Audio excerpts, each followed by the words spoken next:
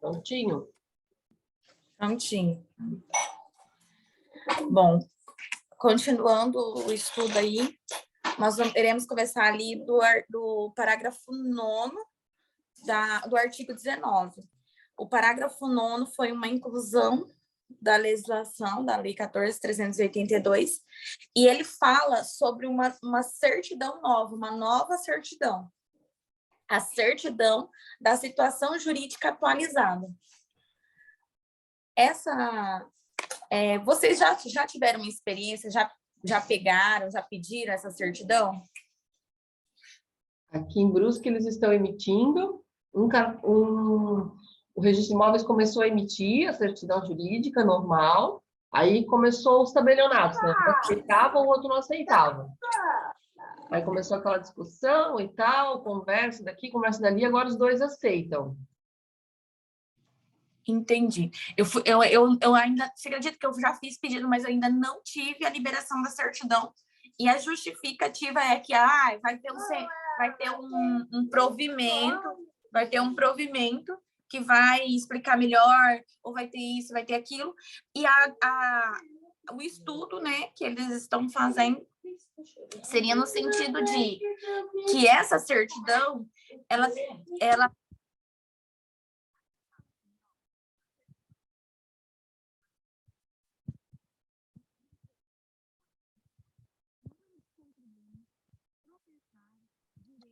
Ficou mudo. Eu não estou mudo.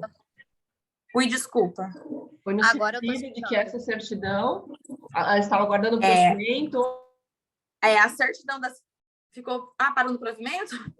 Então, aí eles estavam aguardando o provimento, e aí o cartório meio que explicou que a certidão, porque assim, aqui a gente já tinha uma certidão, quando a gente pedia certidão de inteiro teor, ou a certidão de matrícula descrita, quando era lote vago, eles faziam uma certidão bem discriminatória. Só que essa certidão, ela acrescentou, por exemplo, número de contribuinte, ela colocou, a certidão compreende as informações vigentes de sua descrição, número de contribuinte, proprietário, direitos, ônus e restrições judiciais e administrativas, incidentes sobre o imóvel e o respectivo titular, além das demais informações necessárias à comprovação da propriedade e à transmissão e à constituição de outros direitos reais. Aí a discussão em tese é o seguinte, bom, aqui fala que as restrições judiciais e administrativas, mas todas essas informações, o cartório já tem que extrair de uma matrícula que tem lá, certo? Então, eles vão ter que se basear nas informações que tem na serventia e fazer um relatório jurídico mais especificando para a pessoa e deixando mais pontuada, mais clara. Vocês estão me ouvindo ainda? Estão me ouvindo? Mais clara e mais pontuada para que a pessoa já seja direcionada para aquela informação.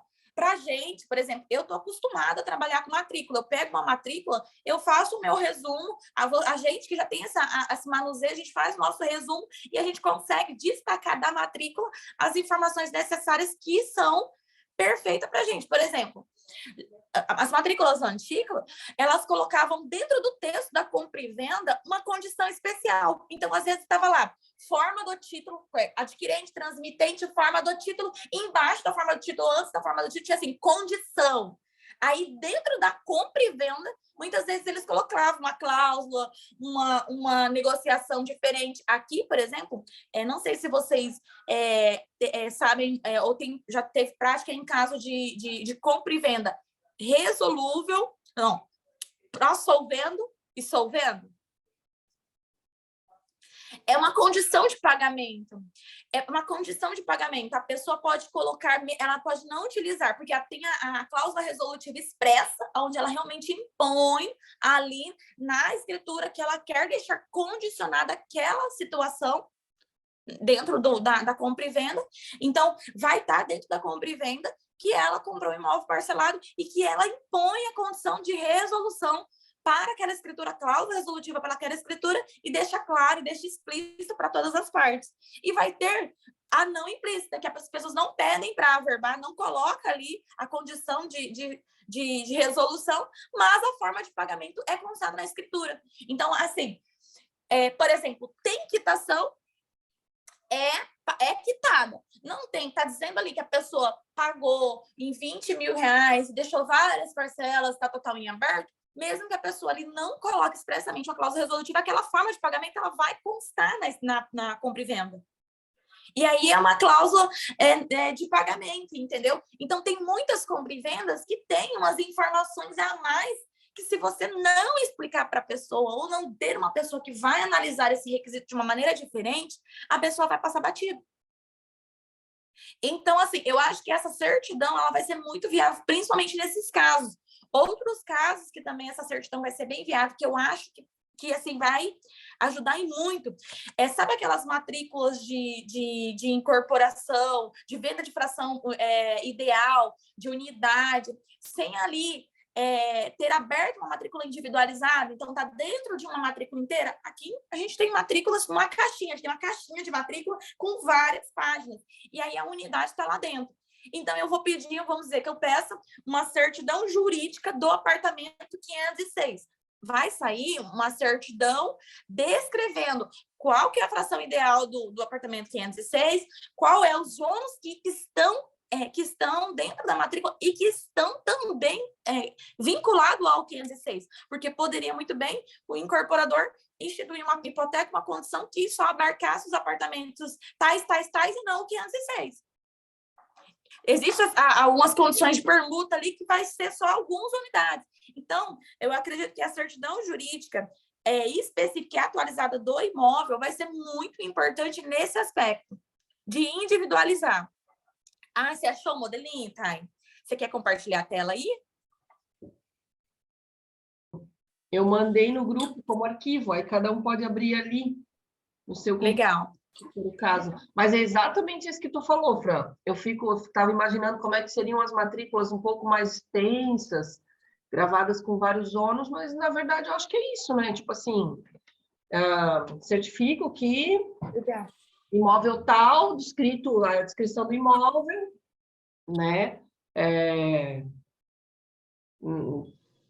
Possui tais e tais ônus, tais e tais situações, e sei lá, e vai descrevendo, e vai grifando, faz em tópico, faz em texto corrido, mas é mais ou menos isso mesmo, assim.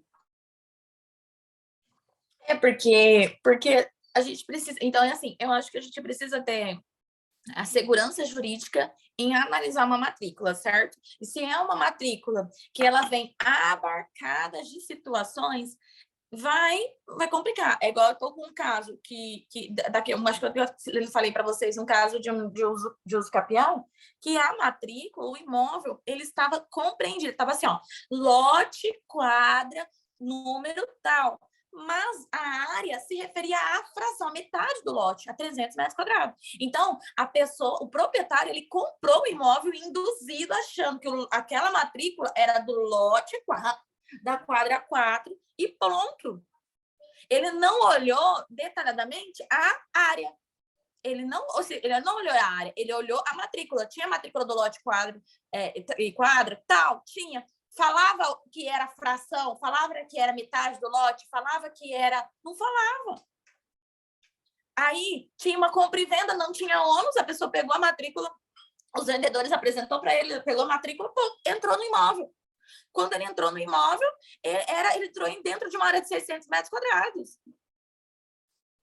E quando ele foi perceber, e depois que ele foi resolver, ele já era comprador, já tinha pago, já estava dentro do imóvel.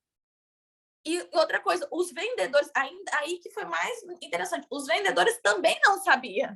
Então, são coisas que você vai perceber que não é todo mundo que se finda a detalhes importantes. Então, talvez uma certidão direcionada à situação jurídica, onde o cartório vai falar, olha, aqui ele fala as informações vigentes de sua descrição. Aqui fala que o lote 4 dessa matrícula tem 300 metros. Então, assim, o que mais? Porque, assim, eu trabalhei no setor de certidão. eu trabalhei no setor de certidão aqui do cartório. Eu fico imaginando como que o profissional, como que o analista, o escrevente ali responsável vai se basear. Será que ele vai ter, porque assim, a matrícula é um arquivo, tá? Vai estar dentro daquele arquivo. Será que ele vai ter que abrir também o site do CERRE, que é um outro site, que é onde ficam os dados da prefeitura?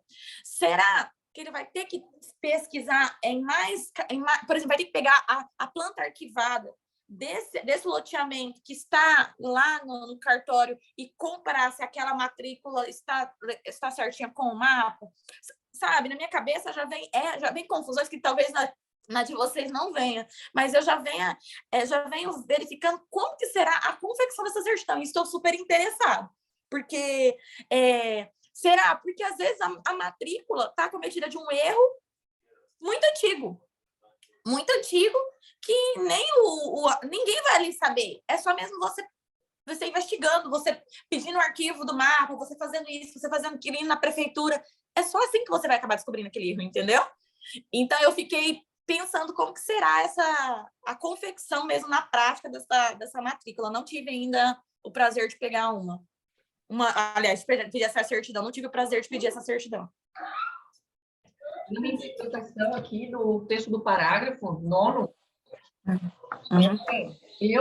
como diz ali, a certidão de situação jurídica compreende as informações vigentes de sua descrição. Então, na minha opinião... Sim. Seria só o que tivesse na matrícula. Exatamente. Se eu recebesse uma matrícula que não foi averbado... Mas, por exemplo, dias, número de contribuinte. Número de contribuinte seria o número de proprietários que tivesse na matrícula, porque na prefeitura, o contribuinte, que é o contribuinte do IPTU, nem sempre é o contribuinte proprietário. Uhum. Sim, não. Então essa confusão já me vem na minha cabeça, já fica assim, peraí, número de contribuinte que a pessoa vai colocar lá na descrição da certidão, será a que está na matrícula mesmo, ou será ele vai ter que pesquisar a prefeitura? Então já me vem isso, sabe? Eu penso que não, eu penso que se tiver averbada ali o número do cadastro municipal daquele contribuinte, né? Ou o número do próprio cadastro imobiliário do imóvel junto à prefeitura, se tiver sido feita a averbação objetiva, enfim, e subjetivas também, complementares, aí sim coloca, até por uma questão de segurança jurídica. E se não tiver, não coloca, né? Até porque senão... Isso. Aí se não tiver, certidão. será que o cartório vai exigir? Será que o cartório também vai exigir, por exemplo, da gente, né? A gente já pedindo uma certidão jurídica. Ele vai falar, para eu expedir a certidão jurídica, teria que ter as informações ali do artigo 9. Então, você vai ter que ir lá na prefeitura, porque tem matrícula que não tem o número do número da inscrição imobiliária. Aqui, nem sempre eles abriam com esse número. Será que eles vão exigir isso? Por exemplo, vai lá e averbe primeiro na matrícula essa informação para eu conseguir tirar essa certidão? Eu já penso tanta coisa. Não, acho que não. Acho que é inviável. Acho que vai ser assim, por enquanto o que tem, né? O que tem, e esse é o resumo, entendeu? Que, né, na verdade, essa certidão já vai facilitar em muito, né? Aquelas matrículas que... Com certeza. Passa de um proprietário para o outro, aí usufruto, aí cancela o usufruto e coisa, e aí tu fica pensando assim, o que tá valendo nessa jossa, né?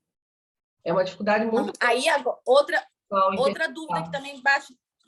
Outra dúvida que também, eu sou uma pessoa que eu sou muito curiosa, e eu gosto de pegar o texto da lei, eu gosto de interpretar e eu gosto de entender quais são os efeitos que aquilo ali vai me dar.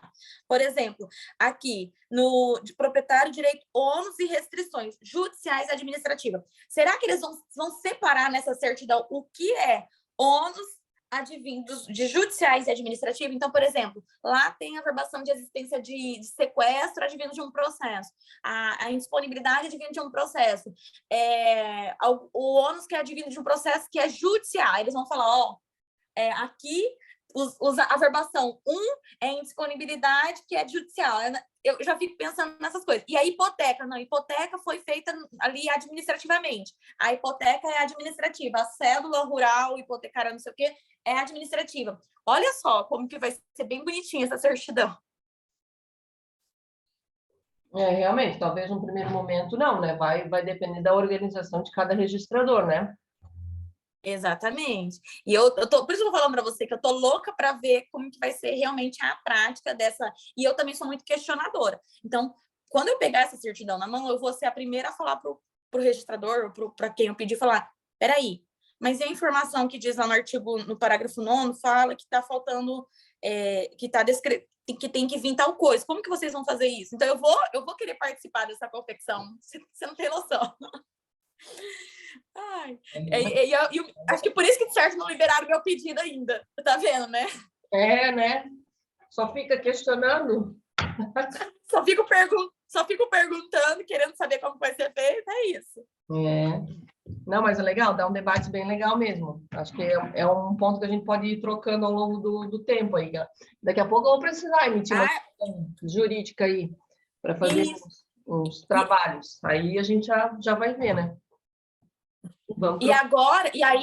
E aí, por exemplo, quando sair essa certidão, eu vou ser a primeira a mandar lá no grupo falando, gente, ó, tô questionando aqui que não tá ali, no parágrafo 9 fala que tá faltando, que tem que ter informação tal. Eles não colocaram, e tem lá na matrícula. Então, vou mandar para vocês para a gente verificar como que vai ser. Bom, aí o parágrafo 10. As certidões do registro de imóveis, inclusive aquelas de que trata o parágrafo 6º, ou seja, todas elas, inclusive a eletrônica, a advinda no meio do sistema eletrônico, que é o parágrafo 6º, serão emitidas nos seguintes prazos máximos, contados a partir do pagamento dos emolumentos. 4 horas para a certidão de inteiro teor da matrícula ou do livro auxiliar em meio eletrônico, requerida no horário de expediente deste fornecimento pelo usuário, o respectivo número. Isso eu não tenho do que reclamar, não sei vocês, mas pelo sistema dos registradores, toda vez que eu pedi a matrícula, saiu rápido, 2, 3 horas no máximo, mas as outras questões ali, eu tenho super que reclamar, porque o cartório não está cumprindo nenhum prazo dessa lei, tá? Já falo, ontem mesmo, eu já fui lá no cartório, verifiquei, compra e venda simples, está saindo quantos dias? 17, 20. Eu falei, mas por que tem uma lei que fala que é 5? Não vai, a gente não sabe dessa lei. Já falaram, a gente não sabe dessa lei e a gente não vai fazer. Eu falei, tá bom, então. Mas, assim, então, assim, são coisas que não tem como você fazer. E aí, se você ficar também brigando, discutindo por essa questão de prazo, denunciando, você já fica perseguida, né? Então, não dá. Aqui a verbação de obra sai com quase 60 dias, para vocês terem ideia. Meu Deus! A verbação. E assim, se você quiser que saia com prazo de 5 dias, no máximo 10, você tem que pagar propina. E eu não comungo com isso. Eu acho que a gente tem que seguir o que está na lei. Então, assim, infelizmente, às vezes eu perco o cliente que prefere levar para um corretor que vai lá e paga e consegue. Às vezes até no mesmo dia. Meu Deus. Renata, eu também não, mas eu deixo aberto pro meu cliente. Eu falo assim, ó, tá aqui o protocolo, eu dou para ele, falo, tá aqui o protocolo, e o prazo dado pela prefeitura ou pelo cartório é tanto. Se você quiser verificar com quem você quiser, você faz o que você quiser. Eu, infelizmente, eu posso conversar com um contato ou outro e tal, mas ali na paz, se eles quiserem fazer de bom grado, eles fazem, se não, a gente vai ter que cumprir o prazo, então tá aqui. E aí os clientes faz os corre deles, se paga, se não paga, eu nem quero saber. Aí ligam assim, ó, vai lá buscar, tá pronto, tá bom. Eu aqui, a princípio, está cumprindo 5 dias a edificação, porém a registradora começou a solicitar que a gente fizesse os requerimentos separados, onde fosse confrontantes, fosse atualização de dados, ela não quer aceitar que seja junto com a verbação de construção, no caso do prazo. Eu já pedi para ela uma base, porque é um pouco complicado a gente ficar separando os requerimentos, se pode colocar tudo no requerimento só as averbações que a gente quer, sabe? Eu pedi uma base para ela não aceitar. Até então, ela não me passou a base, mas também não está negando meus requerimentos, né? Mas cada vez que a gente vai levar uma edificação com mais alguma outra uma verbação de edificação com mais alguma outra averbação, as meninas do atendimento ficam pedindo para nós separar, sabe? Só que eu acho que é complicado passar para o cliente é custo, sabe? A gente sempre tenta reduzir, né? E aqui o cartório exige 2 vias do requerimento. E às vezes são 3 proprietários, então são 6 assinaturas. né? Imagina, R$ 7, aqui ainda é R$ 7, mas dá 50, R$ 60 a mais ali por nada, no meu ver, sem necessidade, né? Então, não sei por aí também. Sim, não. Do requerimento. Porque é a Dona Yara, né? A Dona Yara dos Anjos, ela quer devolver uma via do requerimento para você com o selinho do registro. Ô, Bruno, aqui tem cartórios também que não trabalham com ato contínuo. Então, assim, se você tem vários atos, você tem que fazer um, depois que você tem o retorno daquele, você tem outro, é um absurdo. Eu pedi para ela uma base, se ela me mostrar onde está escrito ali para eu poder passar para o meu cliente, né? Eu sempre falo, tipo, nunca brigando com ela, né? Nunca atacando, só pedindo em defesa do cliente, né? Pelos custos.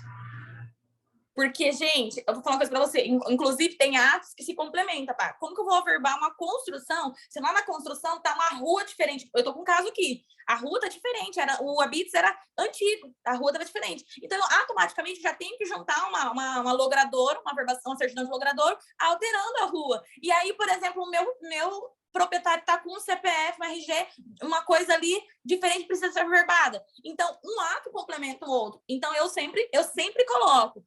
Eu sempre, gente, olha, uma coisa que eu sei lidar é princípio.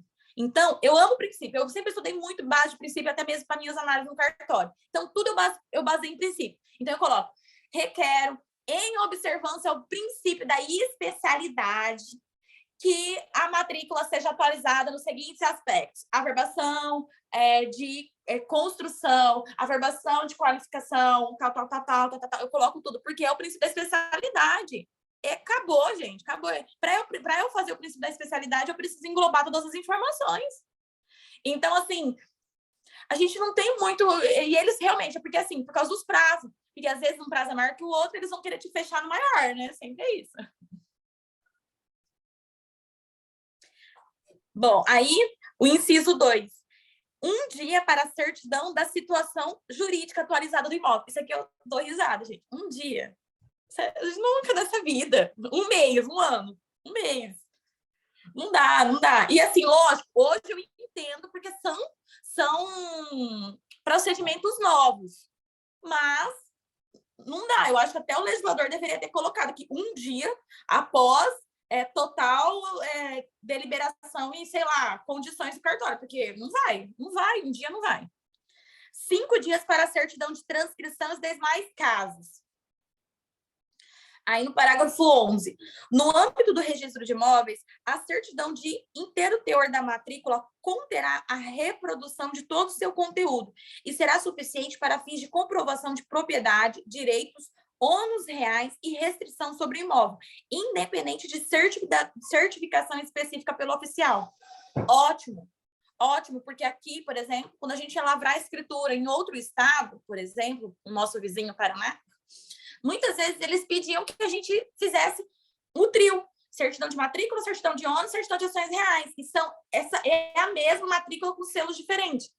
E eu falava para eles assim, ó, não precisa, porque eu já analisei essa matrícula e essa certidão só tem uma compra e venda.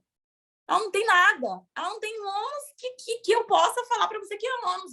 Eu já estou te certificando isso. Não precisa. Eu preciso que o cartório certifique. Aí a gente voltava lá para pedir 3 certidões, ou seja, o cliente era onerado com 3 certidões individuais. Aqui é 40 e 65 cada certidão. 40, né? E aí 40 para matrícula, 40 para o ônus, 40 para ações reais. Sendo que a matrícula, tipo, não tinha nenhum registro, nenhuma averbação, não tinha nada.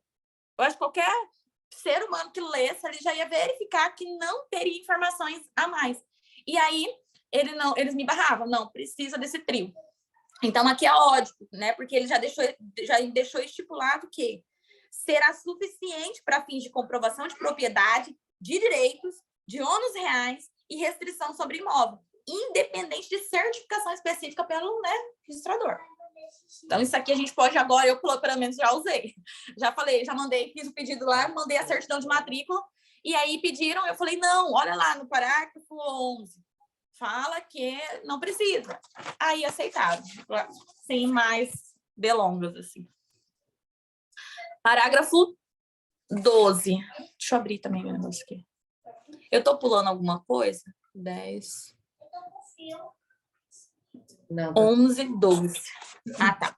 Na localidade em que haja dificuldade de comunicação eletrônica, a Corregedoria Geral da Justiça Estadual poderá autorizar de modo excepcional e com expressa comunicação ao público a aplicação de prazos maiores para a emissão das certidões de registro de imóveis, de que trata o parágrafo 10 deste artigo.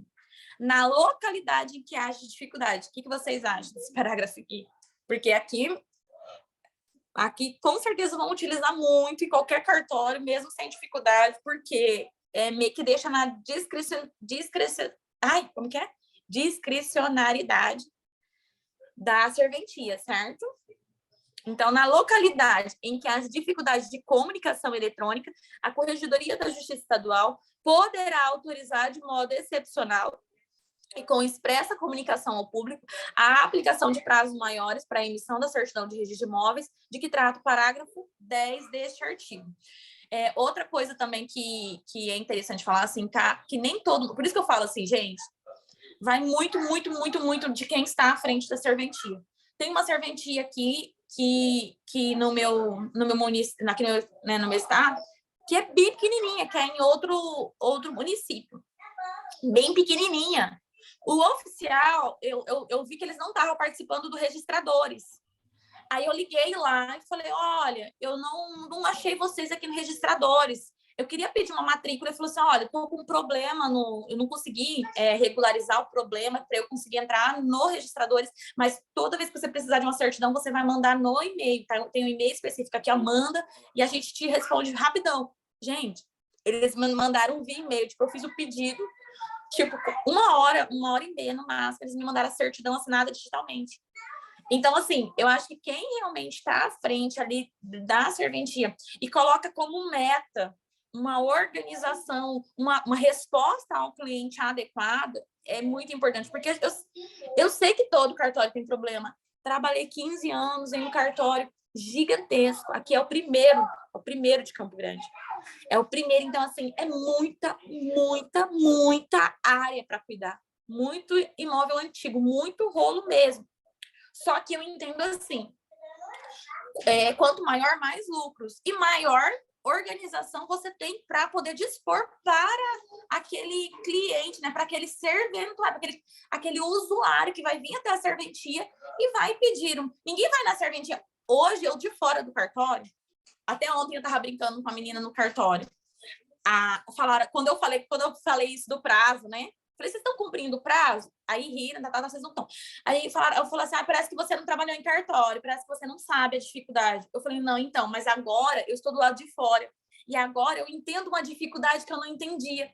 Aqui fora, como usuário, como advogada, eu estou entendendo que é o seguinte, o banco está dando um prazo para o cliente de mínimo para poder expedir o financiamento.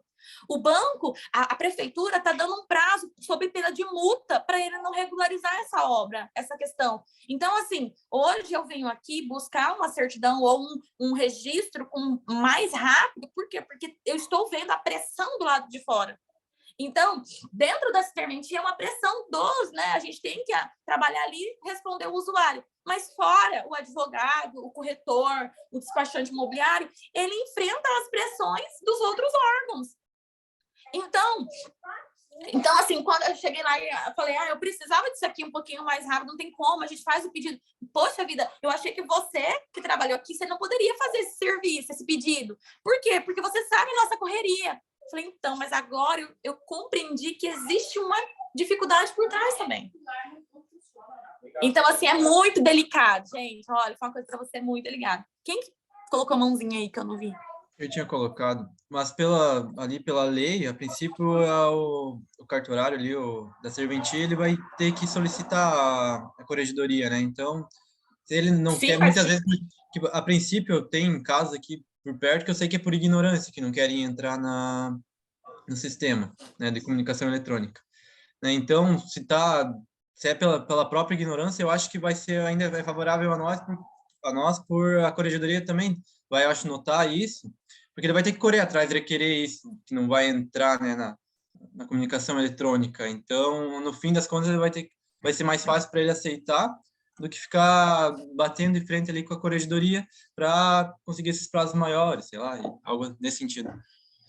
Então, Bruno, não sei como que funciona a corregedoria de vocês, mas aqui, a minha corregedoria, por exemplo, quem é o presidente, o subcoordenador são tabeliões, são registradores. Então, a comissão da Corregedoria Nacional de Justiça são eles. Então, eu não sei, assim, eu fico preocupada com algum detalhe. Lógico que eles são órgãos totalmente imparcial e eles têm que cumprir a legislação. Mas a gente fica, né? Ó, eu tinha uma discussão, gente. Talvez vocês não vão não me entender, mas eu tinha uma discussão aqui, ó. Na lei de loteamento, que é a lei 6766, o parágrafo 26 falava assim, ó, que o parágrafo 26, a introdução do parágrafo 6º do artigo 26, ele falava que a pessoa com termo de quitação, com compromisso e o termo de quitação pelo órgão, aquilo ali não precisaria, independente do valor venal, não precisaria de lavrar a escritura. Não precisaria. Aquele título serviria como título para transferir a propriedade para a pessoa. Então, a pessoa tinha um contrato, mais o termo de quitação e resolveria. O que acontece? Há uns 3 anos atrás, um particular foi lá e entrou. Por quê? Porque esse parágrafo 6º, apesar dele ser incluído por uma legislação que fala unicamente de casos imobiliários de órgão como Coab, a GESUL, EMA, e vinculado ao poder público, nesse parágrafo não foi falado nada de que era unicamente, exclusivamente de unidades habitacionais vinculadas ao poder público. E aí, esse senhor de um loteamento particular, totalmente particular, entrou, fez uma nota de exigência, entrou com pedido no cartório, o cartório negou fazer o registro, ele tinha que lavrar a escritura, devolveu para ele, ele entrou com uma nota de suscitação de dúvida e, por incrível que pareça, o juiz analisou o caso e ele deu favorável. Eu posso mandar aqui para vocês depois a decisão. Ele deu favorável e ele falou o seguinte, que a legalidade imposta na analisação, ela não pode ser interpretada. Ela não pode, assim, aqui só cabe o seguinte caso. Se está lá na legislação, o legislador federal que vai lá e inclua isso no texto da lei e deixa as coisas claras. Mas que a gente não poderia interpretar. E ele tinha uma interpretação assim, se está ali, poderia ser utilizado, inclusive, amplamente. Menina, começou uma projeção aqui, até gente de loteamento fechado, de valor elevado. Eles pegavam o contrato deles, mais o termo de quitação, mais o ITBI e pediam a dispensa da escritura. E era aceito. Por quê? Porque foi. Eu sabendo disso, de que realmente tinha gente do nível grande, comecei a hackear um monte de gente pequena mesmo, tipo de loteamento que não é do poder público, mas é um loteamento mesmo totalmente morto, assim, que são loteamentos antigos, e que a pessoa nunca regularizava porque ela não tinha condições de lavrar uma escritura, mas ela tinha um contrato, ela tinha quitação. Então, comecei a pegar esses casos. Foi tão triste. A corregedoria, aí tá, um notário daqui, né, verificou que essa situação poderia ter muita perda de emolumentos e entrou com pedido para a corregedoria barrar esse tipo de situação. E a corregedoria num texto simples, porque tinha uma decisão, falou assim, tinha uma decisão de judiciário, tinha uma decisão do judiciário, de uma nota de devolutiva, dizendo que era passível aquela situação e que deveria ser continuada da maneira que estava, uma decisão judicial. Uma corregedoria, um ofício simples da corregedoria, foi lá e barrou essa situação. E eu fui questionar, falei, não, peraí, gente, se tem uma decisão do judiciário, que o judiciário mande esse caso para o judiciário e o judiciário volta com mérito dizendo que se é ou não devido. Mas uma corregedoria só com ofício simples, gente, não aconteceu nada. Então, assim, você fica barrado mesmo. Aqui a corregedoria, então você não tem o que fazer. O que eu teria que fazer era pegar os meus casos e mandar para o judiciário, mas aí volta a questão. Eu vou arrumar uma treta com os registradores ou com os notários? Então, aí os pobrezinhos ali que tinha um caso, eu falo até um monte de gente rica foi beneficiada e os pobrezinhos, coitadinhos, na vez deles não conseguiram. Mas A gente Eu arrumou outras utilizo saídas isso aí. aqui e consigo registrar, ô Fran. Hã? Espero que não mude. Eu Ai, utilizo gente, não. esse artigo aqui e consigo registrar, porque aqui tem muitos loteamentos. Você consegue? Ai, que delícia. Consigo. Muitos loteamentos. Inclusive, aquele caso que eu contei da semana passada, de que passou por 3 advogados e devolveu que não sabiam resolver, eu resolvi assim em 2 meses. Só Ai, que legal, também olha. Só que eu não sei se alguém já tinha feito, acredito que não. Primeira vez que eu fui no cartório, falaram que o atendente falou: não, mas não é, tem que lavar a escritura. Só que, tipo, todo mundo morreu, não tem como localizar, ia ter que ir pro judicial, né? O dono Aham. do loteamento. Não tinha inventário, então os filhos também já morreram uma parte. E aí eu falei: não vou. E aí eu falei para ele: não, então você protocola, porque se for negado, eu vou fazer uma nota de exigência. E aí, 2 dias depois, ele me ligou: não, deu tudo certo, pode vir buscar e tal, registrado. Nem o cara acreditava. Mas eu espero que não mude aqui, porque ainda tem um monte de loteamento que tá com o mesmo problema que eu Não, gostaria de regularizar, né? aqui também não era para mudar. Eu acho que foi mudado assim, porque realmente, igual eu falei, briga particulares, né? Os cartórios eles ficaram que ia ter perda de dinheiro com essa legislação, com essa autorização do judiciário, e simplesmente. Mas eu vou falar pra você, aqui é uma coisa que eu acho que ninguém sabe. Lógico que eu não tô achando a última bolacha do pacote, né? Mas eu acho que ninguém sabe, porque todo mundo faz escritura pública. Todo advogado manda fazer escritura pública, todo mundo faz escritura pública. E eu também acho errado a pessoa gastar. Não, você tem o direito, utiliza. E aqui acontece uma coisa muito assim: tem muita gente que paga ITBI de quando é o projeto habitacional. Por falta de informação, vai lá, pede para emitir, a prefeitura emite e não avisa. Eu mesmo lá na prefeitura várias vezes já vi a pessoa chegando e a pessoa falando e eles emitindo e eles não avisam. Você tem que falar: olha, eu vim buscar Mas isenção, porque eles aplicam o valor normal. Aqui também tem desconto na lei de emolumentos, 50% para casos de baixa renda, tem O TBI emolumentos menor. até que eles fazem certo aqui. Aqui não, se você não pede, se você não fala, eles vão questionar. Aqui eles fazem, mas o ITBI não. Eles não avisam a pessoa. Eu sou muito assim. Eu gosto muito, muito, muito de ficar atrás de direitos mesmo, de emolumentos, de coisas assim que eu posso beneficiar a parte, eu vou atrás. Então, isenção, a pessoa nem quer. A pessoa nem quer isenção de TCD. Eu falo: não, calma. Ó, peguei um caso essa semana de um senhor de São Paulo que ele veio para mim para pedir para fazer uma guia de TCD. E eu percebi que a guia de TCD dele estava errada. Não é que assim, era divórcio e ele fez separada. Tipo, tinha 2 bens aqui em Campo Grande, 2 bens, e ele fez primeira vez de um bem e aí cobrou ITCD dele.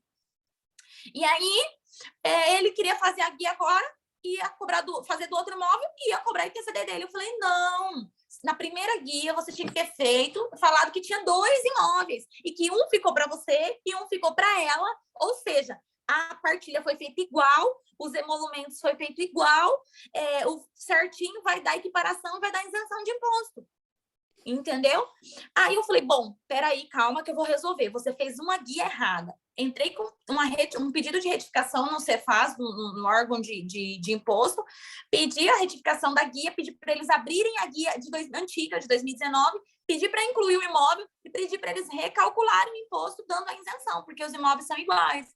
E a gente conseguiu a restituição do que ele pagou e a correção da guia.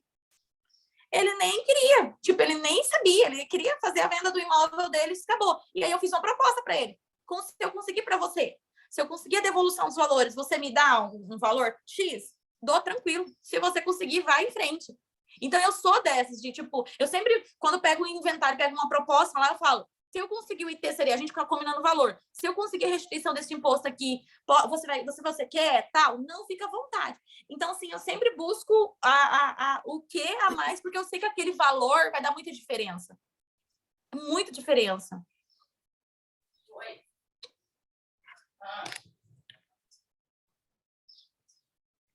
Tudo bem, gente? Alguma dúvida? Eu tô colocando aqui no... vou colocar na lei aqui o artigo 29, porque o meu não sei porque o meu material que tá com a TAI estava desatualizado, mas eu vou colocar na lei para mim continuar lendo ele inteiro. Aí a gente vai para o artigo 29. Depois do artigo 29, depois do artigo 29, não é nesse artigo. Acho que, se eu não me engano, é o artigo 29 da lei, que ele já começa o 29 já começa no registro de pessoas naturais, certo? Então, a gente finalizou. Oi? Nossa, eu vi aqui a 6.000 para conferir. Isso. Então, assim, tudo que a gente falou até agora, né, terminamos o artigo 19, depois do artigo 19, deixa eu ver, do artigo 19, já não tem mais alteração. O que a gente estudou até aqui? Todo o aspecto geral da legislação. Agora a gente vai entrar em um livro específico da Lei 6.015. Qual é o livro específico? A gente saiu dos aspectos gerais, de toda a parte legislativa aqui, quando a gente falava de certidão, por exemplo, a gente não estava falando de certidão especificamente do cartório de registro de imóveis, poderia ser certidão de registro civil, tal. Então, assim, tem vários aspectos gerais. Agora a gente vai entrar no livro que trata do registro de pessoas naturais. Hoje, que, por exemplo, era que o Elton está aqui. Né? Ele falou no WhatsApp que ele vai entrar já. Ai, que bom. Isso. Então, eu já fiz um convite para ele tocar os próximos artigos e ele topou e vai fazer. Vai? Vai. Isso, porque aí agora vai entrar o registro de pessoas naturais. Então, a gente pode começar ou vai esperar ele? Se tu quiser começar, Fran, daí ele pega o gancho depois. Tá bom. Então, aí só confirma para mim, gente, que eu tô sem o meu material impresso que eu esqueci no escritório. Aí agora depois do 29, vai pro artigo 33, certo? Certo.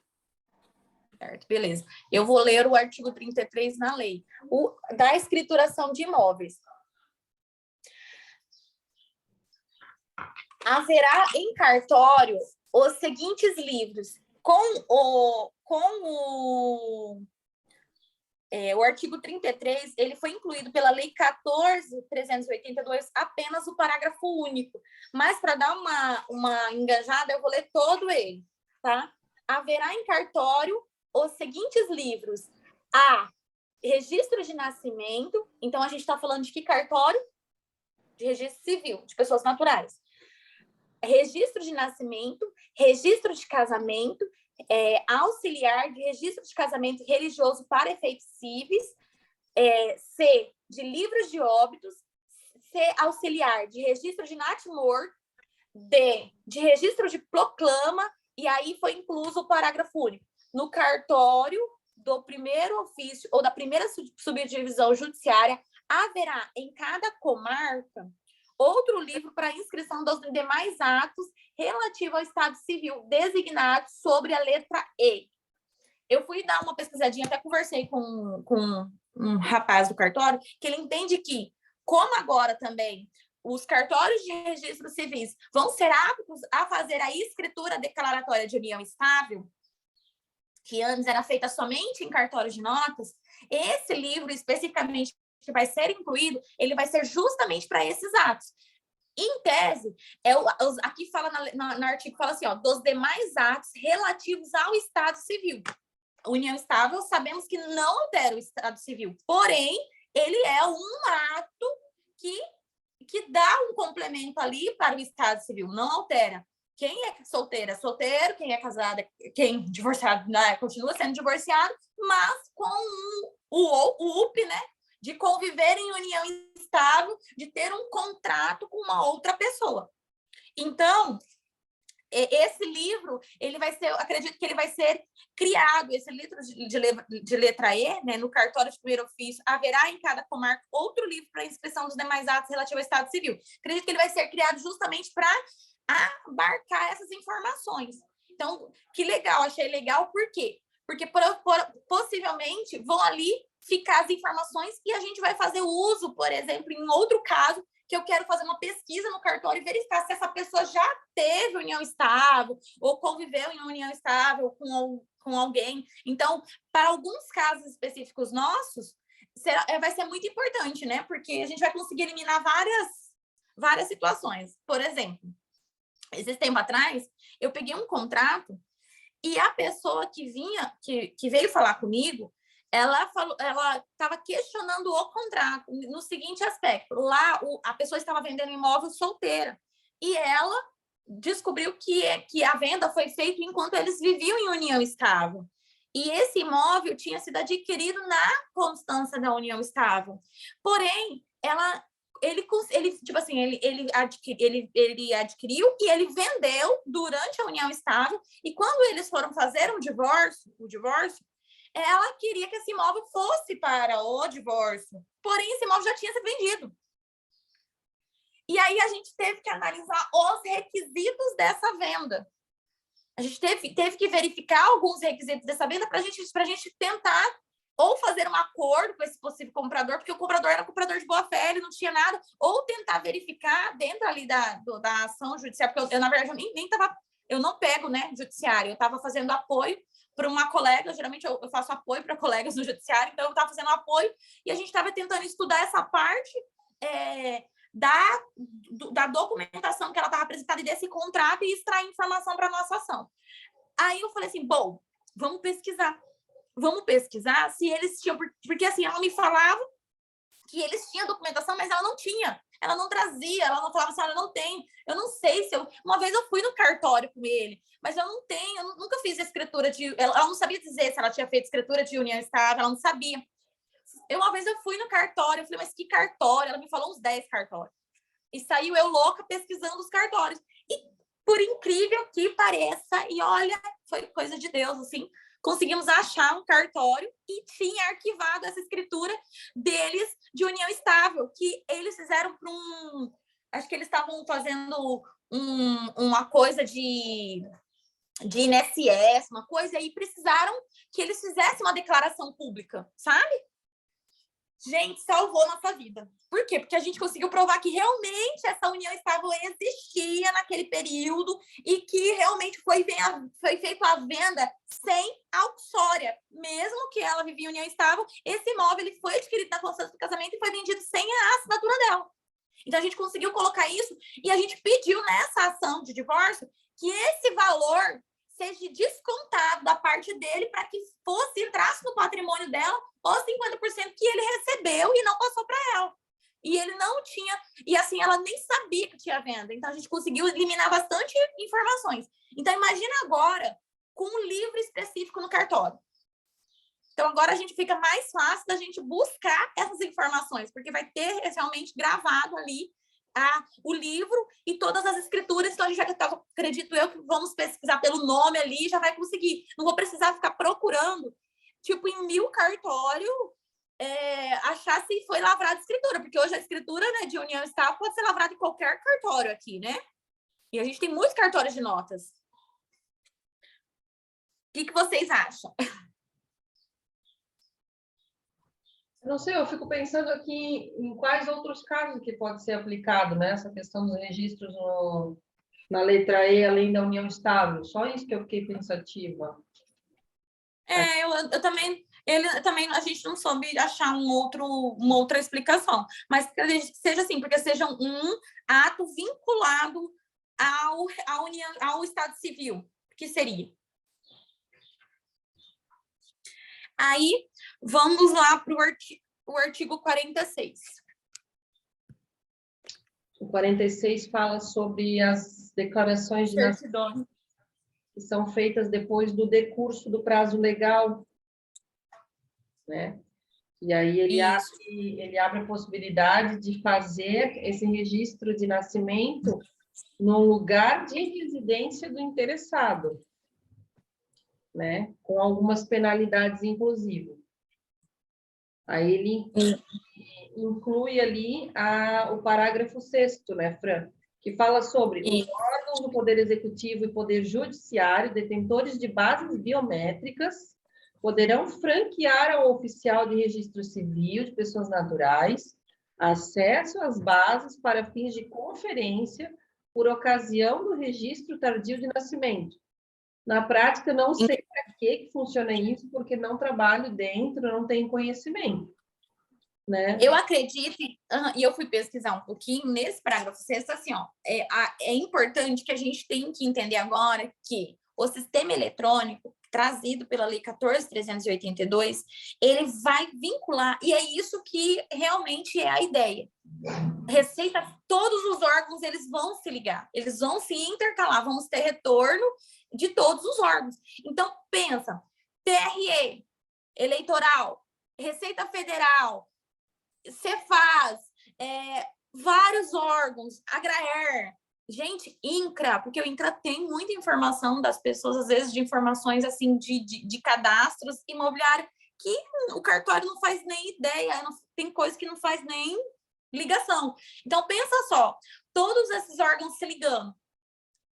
Então, também vai ficar até mais fechado, e eu também sempre alerto os meus clientes, assim, ó, o que você está declarando? Isso que você está declarando em qualquer coisa aqui, você já declarou errado em algum outro lugar? Já me fala. Você declarou na Receita Federal que isso aqui era quantos? Já me fala. Você declarou isso aqui, você foi lá no INCRA, você falou que não tinha imóvel, mas você tem? Pelo amor de Deus, me fala lá. Por quê? Porque eu preciso saber, porque os órgãos vão se conversar. E aqui, nesse parágrafo, ele justamente fala isso, que os órgãos do Poder Executivo, do Poder Judiciário, detentores de bases de biométricas. Então, vamos lá.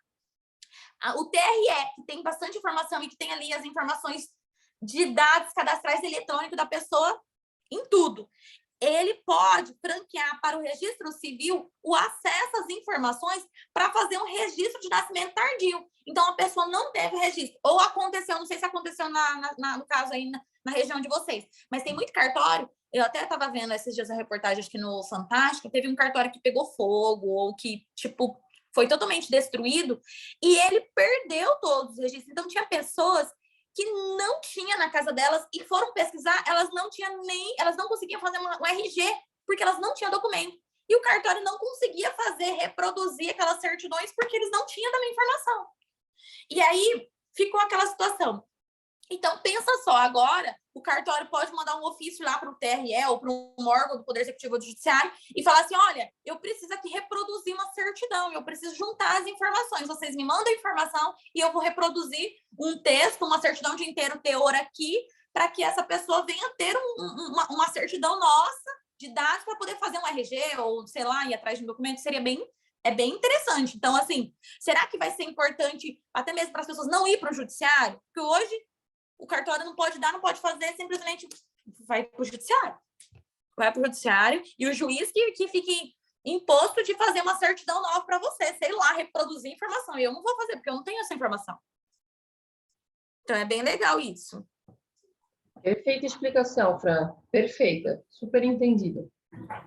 Aí, no artigo 54, eu tô tentando sempre ler o que está lá no artigo, porque eu fiz lá no meu material, que eu não trouxe, não sei porquê, e eu vou mandar aqui no grupo, eu tinha até colocado o inteiro para a gente não ficar só no que mudou a lei, porque às vezes mudou a lei aqui, mas eu só consigo linkar lendo as informações. Lá no 54, ele fala sobre o assento do nascimento, que deverá conter as informações, e foi incluído pela Lei 14.382, o parágrafo 5º, que fala, vamos ler o parágrafo, que fala, o oficial de registro civil de pessoas naturais do município poderá, mediante convênio, e desde que não prejudique o regular funcionamento da serventia, instalar unidade interligada em estabelecimento público ou privado de saúde para recepção e remessa de dados, lavratura do registro de nascimento e emissão da respectiva certidão. Aqui no artigo 54, ele fala do assento de nascimento. E aí ele já veio e trouxe, né, a autorização. Eu não sei como funcionava aí para vocês, mas aqui a gente já tinha cartórios que ficavam dentro de maternidade, de hospital, e até mesmo, né, vamos dizer, beirando ali a delegacia, sabe? Ficava assim, meio que ligado. E agora não, o parágrafo, ele incluiu, né? O oficial de registro civil de pessoas naturais poderá, mediante convênio, e desde que não prejudique o regular funcionamento da serventia, instalar unidade interligada em estabelecimento público ou privado de saúde para recepção e remessa de dados, lavratura de registro de nascimento e emissão da respectiva certidão. Ou seja, agora está bem autorizado, né? Agora eu vou lá, o cartório registro civil vai lá na delegacia, fala, eu quero colocar um ponto aqui. A gente pode fazer um convênio, a gente pode deixar aqui uma pessoa para que os óbitos sejam declarados de imediato. Muito legal, né? Muito bom. Aqui não tem essa situação do específico, mas aí tem os plantões, né? Os plantões. Os plantões. Uhum. Mas aí esses plantões aqui, eles já ficavam ali, tipo, na maternidade, nos lugares onde acontece a coisa, né? Acho muito sensacional. Meu Deus, às vezes eu fico pensando assim, meu Deus, que pecado. A gente vê direto a mãe com aquele bebezinho lá no cartório, tudo bem que tem o preferencial, né? A fila preferencial e tal, mas, meu Deus. E com óbito a mesma coisa, né? O pessoal morre, você tem que lidar com todo o ônus de morrer, né? E aí... Está indo atrás de burocracia, unificar tudo isso seria um sonho. Que seja uma pessoa, pelo menos para receber a documentação e dizer assim, sei lá, às vezes talvez não, né? Bom, tem que lavrar o assento ali, né? O registro de nascimento, a respeito de certidão ali. Mas pelo menos para recepcionar esses documentos, né? E facilitar nesse primeiro momento o negócio. Isso. Aí, gente, deixa eu falar uma coisa para vocês, que eu não sei, que é assim, agora, que horário é de vocês? Aqui é 8h37. Eu vou viajar daqui a pouquinho. Então, se qualquer coisa o Elton chegar e eu sair assim de fininho, tá, gente? Porque eu vou precisar me organizar aqui. Ou também, se vocês quiserem parar para a gente continuar num artigo principal, porque agora esse artigo 55, por exemplo, ele é muito importante. Ele é muito importante, ele alterou o registro civil, principalmente no aspecto de nome, que vai ser, que pode, a possibilidade ali, então ele tem que ser bem explicadinho e é importante que o Elton esteja, que faz parte do registro civil, né? Eu tenho aula às 10 hoje também, eu vou ter que sair em ponto. Então, eu fiz essa observação também antes de estudar, de começar, e o 55 ele trouxe muita novidade, muita novidade. Então, talvez seja interessante mesmo, então, a gente encerrar por hoje e na próxima semana voltar com tudo. Na parte de mudança de registro civil, que agora o 55 e o 56, o 50, tudo ali foi muito alterado. E vai vir na parte de união estável, que assim, pelo menos, por exemplo, para mim, eu trabalho no imobiliário, certo? Mas essa parte de registro civil, de união estável, de casamento, gente, é tudo, vincula tudo. Eu consigo ganhar teses ganho teses explorando se tinha ou não união estável, se não tinha, como que era caracterizado, ou quando morreu, quando nasceu. Então, essas informações que é detalhadas, eu adoro saber de tudo. Então, assim, é bem importante que a gente venha discriminar bem eles. Inclusive, a possibilidade da gente criar serviços, né? Para atender o pessoal novas. A gente chega lá.